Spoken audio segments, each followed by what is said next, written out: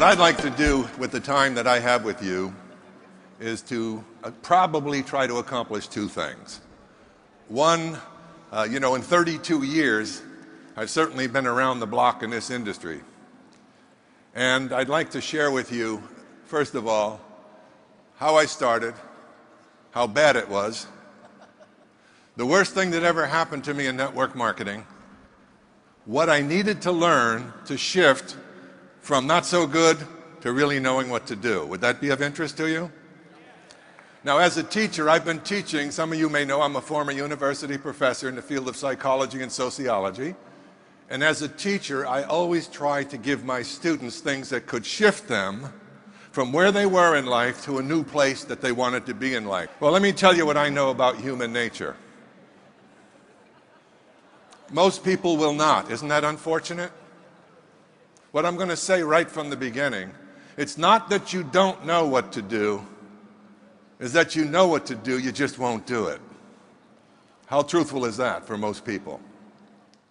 So let me start by telling you my network marketing story.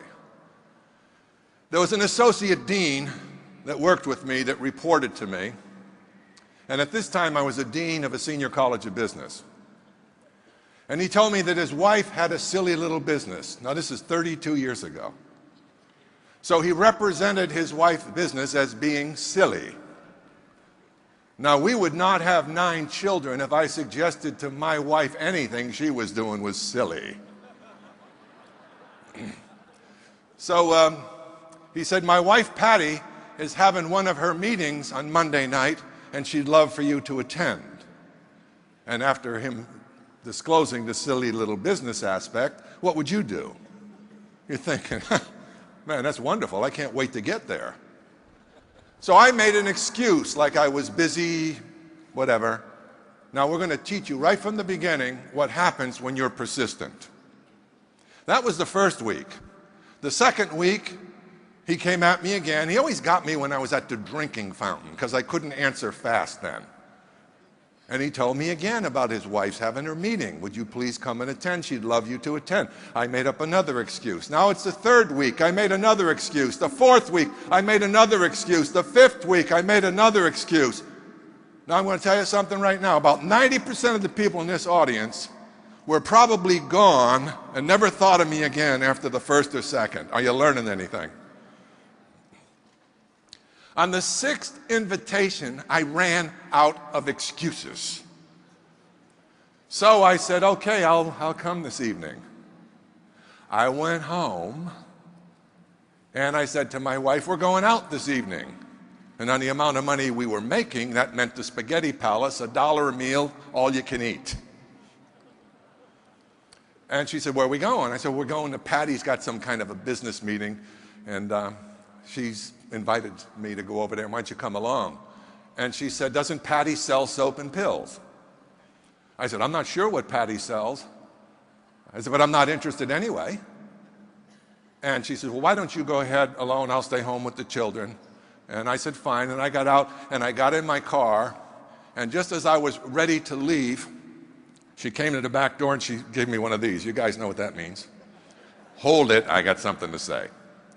So I rolled down my window. Did you notice I didn't give it one of these? I rolled down my window, and I looked out. I said, yes. And she said, remember, George, college deans do not sell soap and pills. What an encouraging way to go, huh? But I wasn't interested anyway, so that was good advice. I'm driving to the meeting, and as I was driving and getting closer to their home, I started to pray a little bit, and here was my prayer. God forbid any faculty member I ever worked with be at that meeting tonight.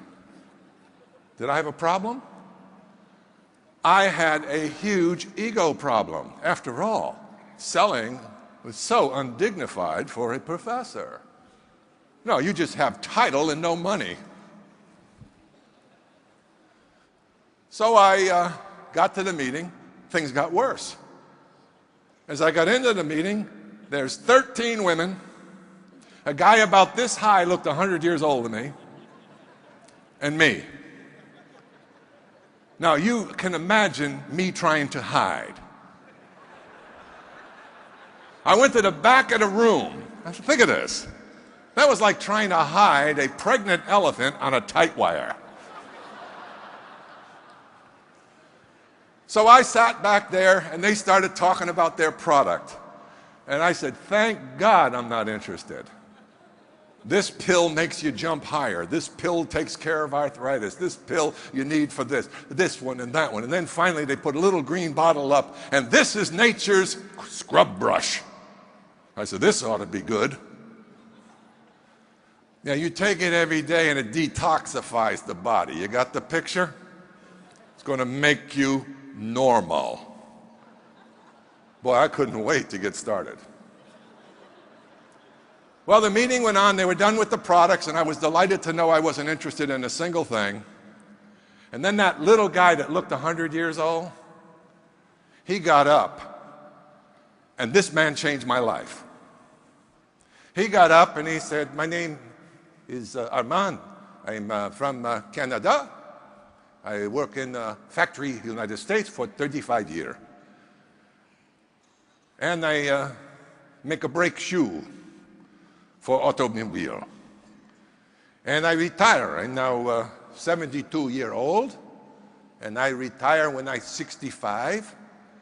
And one day I'm 69, 68, 69, and my wife, Peggy, she come to me and she say, Armand, you must go back to work. I said, Peggy, I work all my life. What do you mean go back to work? Why? Because we are still alive and we are running out of money. That was a human interest story to me, and I kind of liked this guy. I didn't know what he was going to say next, but I kind of warmed up to the vulnerability of his story. And then he said, my wife, Peggy, and I, a friend called us to come see the network marketing, direct selling business. And they say, don't worry, Armand, if you cannot sell. This business will take anybody. And he says to his wife, Peggy, we are anybody. Let's go see. So I'm listening to him, and I'm saying, this is pretty fascinating. I wonder where it's going. And then he said, my wife, Peggy, and I, we work as husband-wife team. Huh, Peggy? Peggy goes, yes, Armand. And today, 3 years later, we earn $10,000 a month. I almost fell off my chair. That was more than 3 times what I was earning, and it took me many years to qualify to earn it. The guy went to 5th year education, 5 years of formal schooling. He didn't speak the Queen's English. He was in a foreign country for him. He started a business at 69 years old. And at 72, he was earning 3 times a month more than I was. All of a sudden, whatever that stuff was on the counter that I didn't like, I was warming up just a bit. Well, I'm going to give you your PhD in network marketing right now if you're ready for it, because this is when he gave it to me. Are you ready for it? After the meeting ended, he went up to that table, and he had 2 shopping bags, one inside another. This was the level of sophistication for $10,000 a month. And he started putting those products in those 2 bags. And I went up to him, all the ladies left. And I said, Armand, my name is George Zalucki. I said, God, I am impressed. That was clearly a euphemism for I am jealous. I said, can I ask you a question? He said, yes, you can ask me a question. I said, tell me, how can a guy like me who's only been a teacher and a coach get into this thing, network something, and make $10,000 a month? Now, why did I ask that question? Why do you think I asked that question? Because that sounded good to me. Does it sound good to you? Well, why don't you ask for what you want in life instead of praying all the time and wondering whether it's ever going to come to you? Prayers without works mean nothing. Faith without works means nothing. So, oh, he said, big man, you would like to earn $10,000 a month? I said, yes, that would be nice. He stood right in front of me, and he was about this high, I swear. I'm big, but this guy was small. And he's looking up like this, and he said, I ask you a question, big man. Listen to the question. Listen to it. Will you, big man, as represent 1 year of your life? I don't care if you do full time or you do with your spare time. You just have more time to do same simple things. You don't look over your shoulder left for 1 year. You don't look over your shoulder right for 1 year. You focus your mind, and you will succeed. Can you do that? He said. And I answered like most people. I was not quite advanced at that point in how things really get done. So I said, well, I think I can do that. And here's what he did. Oh, no, he said. Did I ask you, will you give 1 year of your life, no turn back effort, no look back left, no look back right, focus your mind? Did I ask you that question? By this time I'm getting a little irritated. I said, yes, you asked me that question. He said, then big man, you have yes or you have no. Now pick one. I said, yes, I'll do it. Now here's the best training I ever had in my life about success. What he said right now. Here's what he said. That's good, big man. I can teach you no more. Now I'm going to tell you something. If I walked off this stage right now and you understood the power of that man's instruction, you can do anything. The problem is, folks, we start something and we lose focus. We let the little minds in life take away the big dreams, don't we? The little voices that you have in you from your past failures, they keep chipping away at your will to persevere. Yes or no? You think it's any different for me? I've just learned you need to tell those people inside of you to shut up. Well, I got started in the business, and here's the way I approached it. Here's the mistake. Don't make it. ACN has a system for you. Just follow the system. And so if you want success, you better understand Newton's law. For every positive, there's a negative. For every plus, there's a minus. For every dreamer, unfortunately, there's about 1,000 dream stealers. You've got to know. So I got started approaching the business the way I approach the world of academia. Study, study, study, get smart.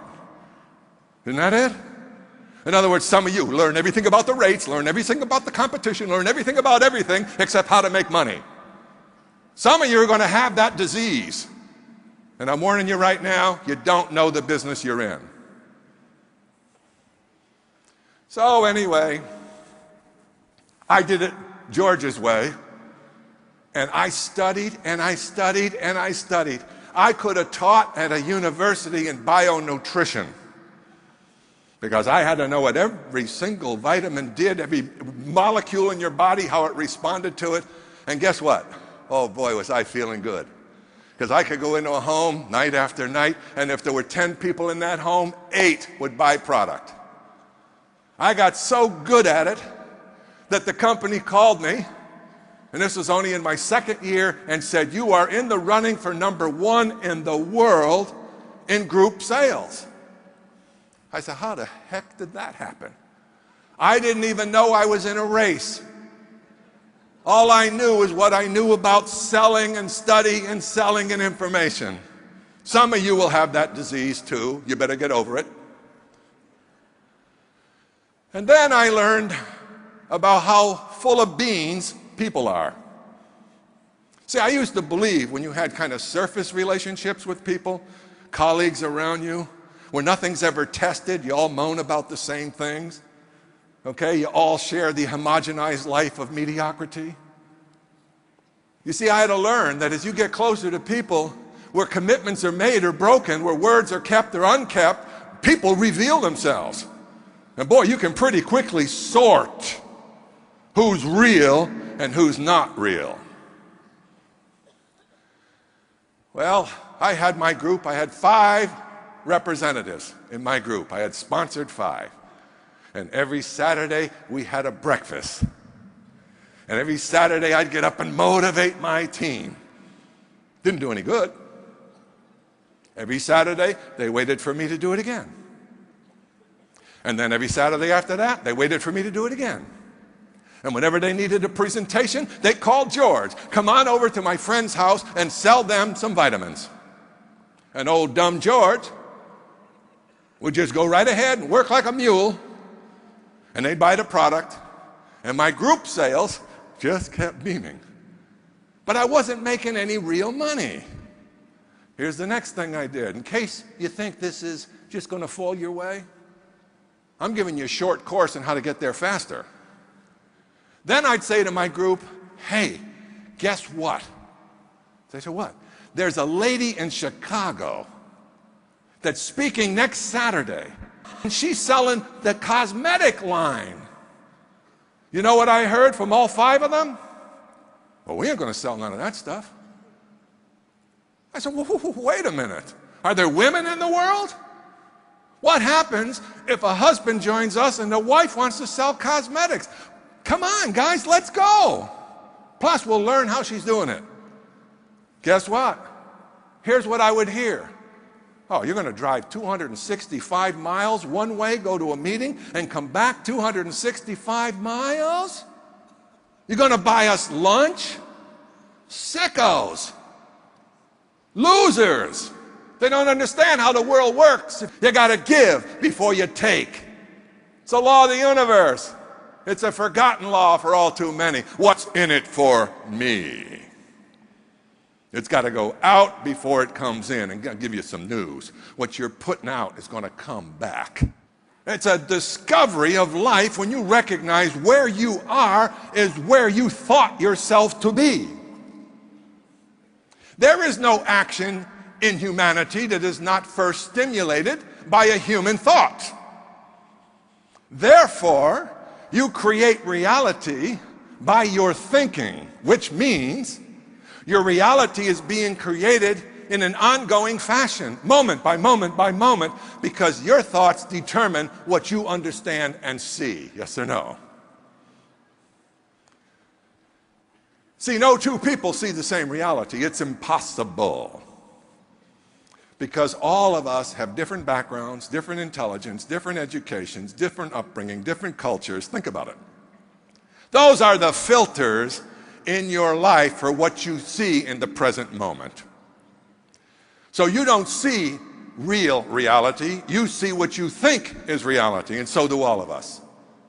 Now, once you learn that, do you understand that you are a creator of your life? Through the medium of your thoughts. Your thoughts will evoke your feelings. Your feelings is reciprocal and will evoke more thoughts. So what if your feelings are negative? What if your feelings are full of doubt and confusion? What do you think your thoughts are going to be in the cycle of feedback? It's going to make you powerless. So you need to, if you want to change your life, you have to understand, you have to change your thinking. Can you get it? Yes. It's amazing that great teachers, great philosophers, great religious leaders through all of history have taught us about the power of the nature of our thoughts. And we go right through life with habitual negative thinking, not knowing the consequence that follows. Whether you think you can or whether you think you cannot, Henry Ford said, you are right. Milton, the mind is its own place. It can make a heaven of a hell and a hell of a heaven. The mind. Aristotle said this. He said, success and excellence is a habit. Is a habit. What kind of habit? The habit of developing right thinking over a period of time that you do right things. Dr. William James, the father of American psychology, said it this way. A human being can alter the circumstances of their lives by altering their attitudes of their minds. How many times do we need to hear it before we get it? And yet we will allow our minds to be reduced to the lowest common denominator of inspiration which surrounds us. Negative, negative, negative. This world is full of people who, if you gave them a donut, they'd first try to eat the whole. I'm sorry, but I'm going to be direct with you. If you want to win, you need to change. If you're winning now, you probably have figured it out. I'm going to ask you a question. Why do you think 5% of the people in the world own 95% of the wealth? Did you ever ask that question? Well, here's what most people, they're lucky, they were born into it, they're more smarter than I am. No, not the case. No. You want to take and observe it? Why don't you observe the 5%? That'd be a starting point, wouldn't it? The 5% don't stop after 9 or 10 hours. They know that the number one asset for wealth is time. Time! That's the one resource every one of us has equally. The 5% are visionaries. They're willing to do over and over again simple things to amass a fortune. They're willing to wait, they're willing to sacrifice, and if you're not willing to do it, it isn't going to happen. You don't need another motivation talk. Haven't you had plenty of those? How have they worked so far? We need a transformation in how we think. We need new ideas. The only way the will is moved to something great is with a better idea to draw it forward. That's why you need to have goals. You can't hit a ball that you're not aiming at. You can't bring something into your life that you don't passionately want in your life. This world responds to passion. And we're so cool, huh? We walk around looking good and we're frightened to step out and speak to somebody and offer them something of value. Back to my story. The transformation in network marketing. I went to hear a guy who was making $8,000 a month. I thought God didn't even put that much money in anybody's pocket a month at that time. I got to go hear him. The guy's up on stage, they introduce him, he's a carpenter building houses. And he does this business and he's making $8,000 a month. I said, oh no, there's no way I'm not talking to him. So I got a hold of him when the meeting ended. I introduced myself. I said, listen, I just want 5 minutes, please. Why did I do that? Because good, successful people are nice people. You will find that out. They're willing to help someone else come along too. So I said, please tell me, how do you do it? $8,000 a month. Here's what he said. George, he said, let me ask you something. Why don't you tell me how you do it? I wasn't expecting that. And then I proceeded to say, wait till he hears my brilliance. And I started to tell him all about every product, and he just went like this.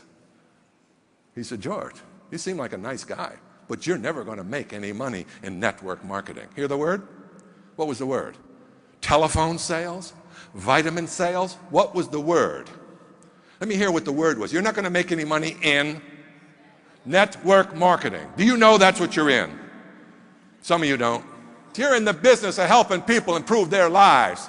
And it just so happens that we use the telephone products as a medium to transform lives. Leadership, inspiration. So the next thing I got was, you don't do network marketing, George. I said, what? You're never going to make any money until you understand the business you're in. The business you're in is to understand what's out in this world today. There are people struggling, trying to pay their bills. There are people in jobs they hate. And he said, don't get wrapped up in that. Lose your knowledge about bionutrition. I thought to myself, wow.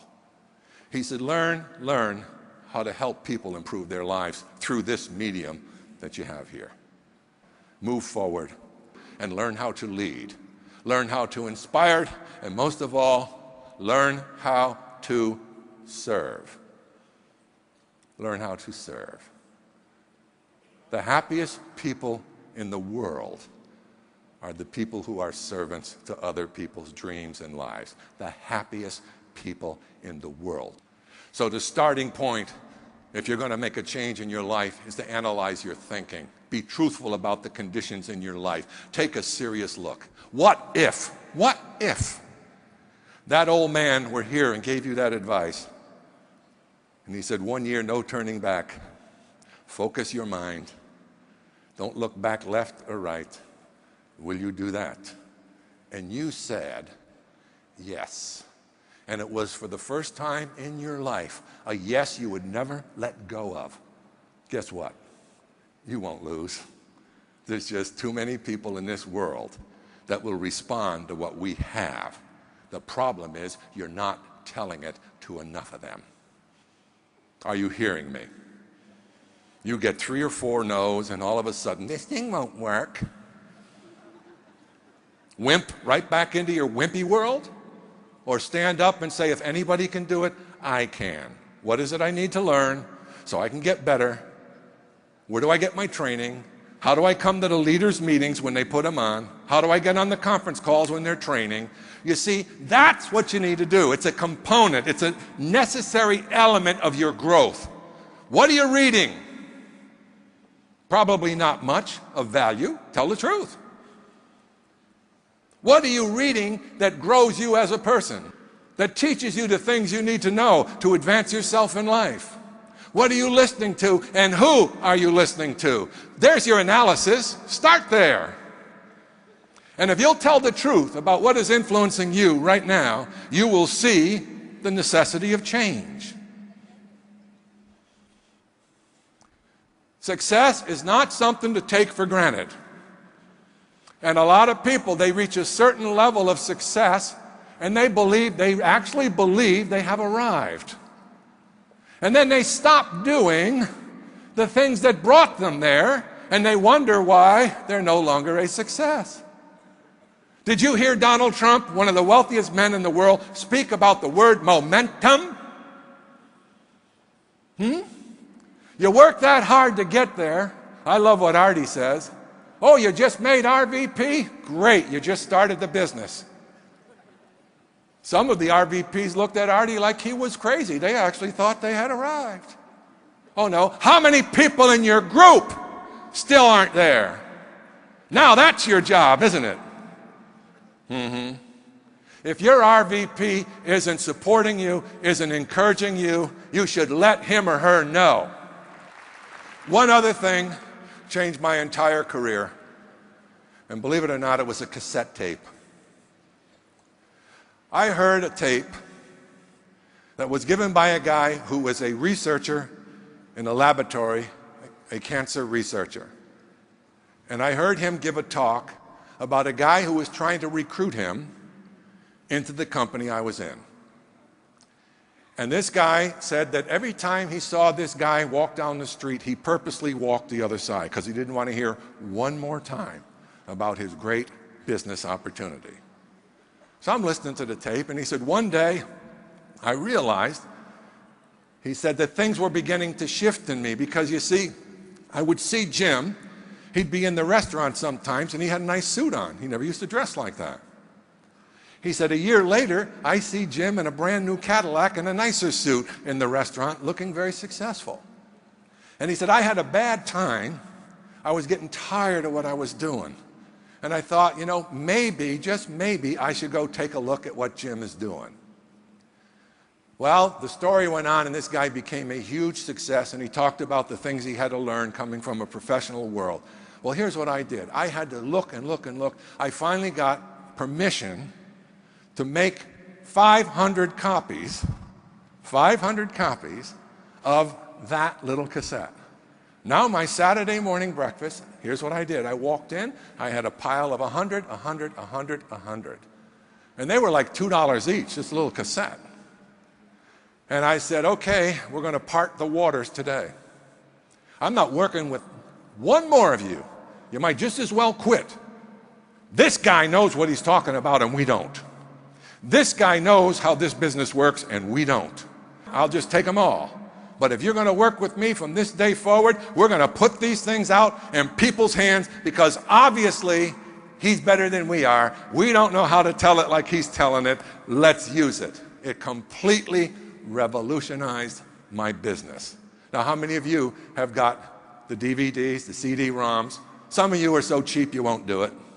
And that you're going to say you want to build the business. You're going to want to keep blabbing from your own position, thinking you know how to say it better than when you got someone like Trump and other people to do it. Don't be foolish. Let me tell you something. How would you like to hire a salesman if you owned a company that never called in sick, can say the same story every time, 24 hours a day, okay, hardly ever breaks down, and you pay a pretzel to get that person? How many of those, if that was true, could you get? They don't want insurance policies, they don't want cars, and they don't want expense accounts. But they're going to tell that story perfectly the same way every single time. How many would you hire? See the thinking? See the thinking? And then my last part of my message is always about what I consider to be what I call the annealing cement of everything that works for the benefit of humanity. And it's one word with many dimensions. And it's called love. Old-fashioned, huh? Take a look at it. Love is soothing, it's warming, it's enriching to the spirit, the soul, the mind. It's all the things that we were instinctively and intuitively born to be in, to be surrounded with. Your natural state as a newborn infant was bliss for no apparent reason. Man, I was there this afternoon, we had lunch, and Frank and Tanya's new little baby, and I looked at that little child, and the little motions, and the little beautiful little features, and I saw the miracle all over again. And you know what went through my mind? God, how will we ever get good at keeping them close to that beautiful innocence where they're not afraid, everything's kind of okay, mommy and daddy's here, and then we get to them. We get to them with all our fears, with our lack of character, with our lack of discipline, with our lack of a good work ethic, and then we expect them to walk out in this world and be superstars. How does that match? It doesn't. So be persistent in what you do. Surrender to what it is you want. Surrender to it. That's the most powerful way to get where you want to go. Just say, hey, this is it. Come at me any way you want. I don't care. I'm going to the top.